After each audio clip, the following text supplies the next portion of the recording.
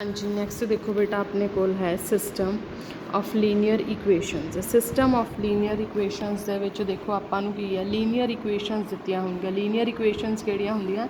Equations ਵਿਚ are of degree 1, that means ਉਹਦੇ 'ਚ ਜਿੰਨੇ ਵੀ ਵੇਰੀਏਬਲਸ ਹੋਣਗੇ ਉਨੀ ਪਾਵਰ 1 ਹੋਏਗੀ, that will be called linear equation. ਔਰ ਜਦੋਂ 2 ਜਾਂ 2 ਤੋਂ ਜ਼ਿਆਦਾ ਇਕੁਏਸ਼ਨਸ ਦਿੱਤੀਆਂ ਹੋਣ then we say that system of linear equations. For example, consider a system of m linear equations in n unknown variables x1, x2, xn।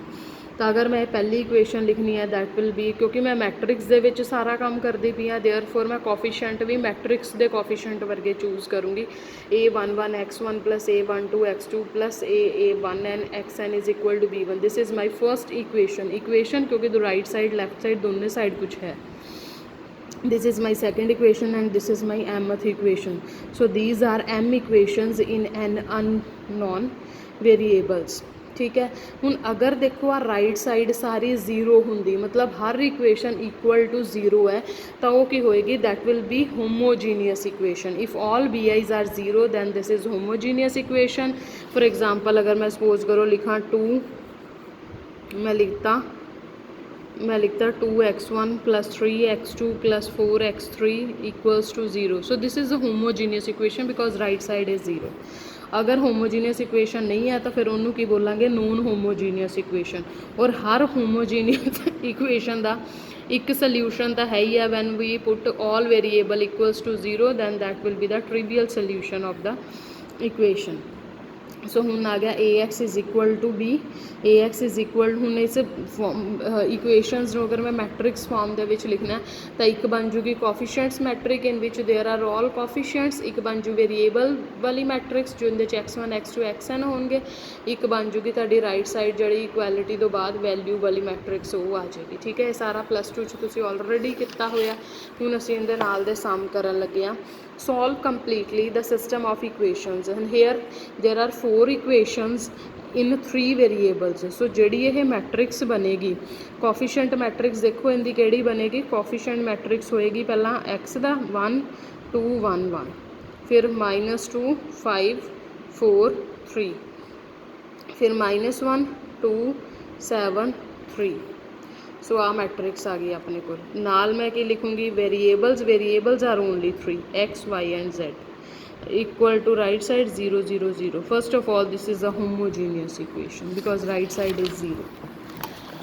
In the next term their equations can be written as this this and this. उस तो बाद मेरा काम की होएगा? मैं row wise या तो सारे ऑपरेशन रो वाइज लगाओ या सारे ऑपरेशन कॉलम वाइज लगाओ। मैं रो वाइज लगा रही हूँ और रो वाइज ऑपरेशन लाने तो बाद मेरी कोशिश की होएगी मैक्सिमम नंबर ऑफ जीरोज़ बनाने की। तो पहला मैं इत्थे 0 बनाऊँगी, फस्ट के नीचे तीनों 0, फिर पहले 2 छड़ के वो वाले सारे 0। इस तरह नाल ऑपरेट कर करके मेरे को जिन्नियां ज़्यादा जीरोज़ बननगियां उस तो बाद जिहड़ी इक्वेशन बनेगी ना उन्होंने सॉल्व करना बहुत ईजी होएगा। या इनका एक होर मैथड की है कि अगर मैट्रिक्स दे विच तुहाडे कोल मैट्रिक्स का ऑर्डर देखो की सी 4/3 सी। ठीक है, आर की है? Rank of the coefficient matrix. इस मैट्रिक्स का रैंक ही है जिन्नियां number of non zero rows आ गई।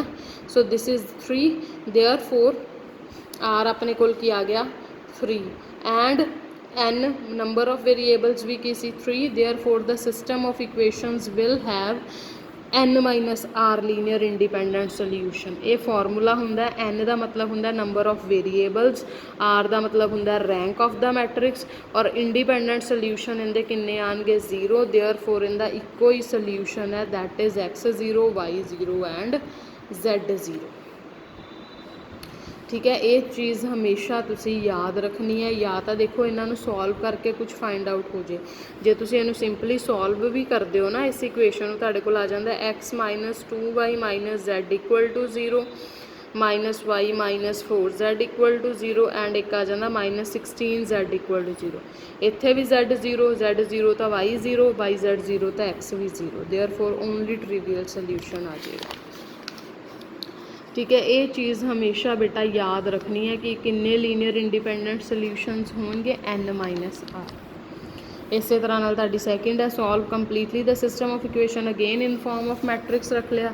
ਅਗੇਨ ਅਸੀਂ ਮੈਕਸਿਮਮ ਨੰਬਰ ਆਫ ਜ਼ੀਰੋਜ਼ ਬਣਾਉਣ ਦੀ ਕੋਸ਼ਿਸ਼ ਕੀਤੀ, ਬਾਕੀ ਜਿਹੜੀਆਂ ਬਚ ਗਈਆਂ ਦੋ ਇਕੁਏਸ਼ਨਸ ਹੈ ਸੋਲਵ ਕਰਕੇ ਅਗਰ ਤਾਂ ਦੇਖੋ ਵੈਲਿਊ ਨਿਕਲਦੀ ਹੈ, ਹੁਣ ਜਿਵੇਂ X the we in terms of Z ਆ ਗਈ, Y the we in terms of Z ਆ ਗਈ, ਔਰ ਜ਼ੈਡ ਨੂੰ ਮੈਂ ਕੀ ਕੇ ਪੁੱਟ ਕਰ ਲੈਣਾ, ਤਾਂ ਮੇਰੇ ਕੋਲ ਐਕਸ ਵਾਈ ਜ਼ੈਡ ਦੀ ਵੈਲਿਊ ਆ ਗਈ, ਔਰ ਉਹ ਕੇ ਪੈਰੀਮੀਟਰ ਮਤਲਬ ਕੇ ਕੈਨ ਬੀ ਐਨੀਥਿੰਗ।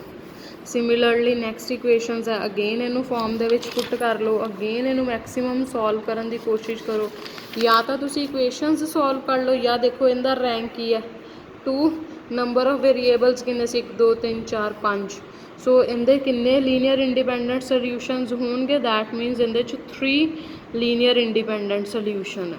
ਉਸ ਤੋਂ ਬਾਅਦ ਮੈਂ ਇਹਨਾਂ ਨੂੰ ਲਿਖਣਾ ਸ਼ੁਰੂ ਕਰਤਾ। Z ਆ ਗਿਆ ਮੇਰੇ ਕੋਲ -s+t, x ਦੀ ਵੈਲਿਊ ਵੀ corresponding in terms of y(s)t ਆ ਗਿਆ।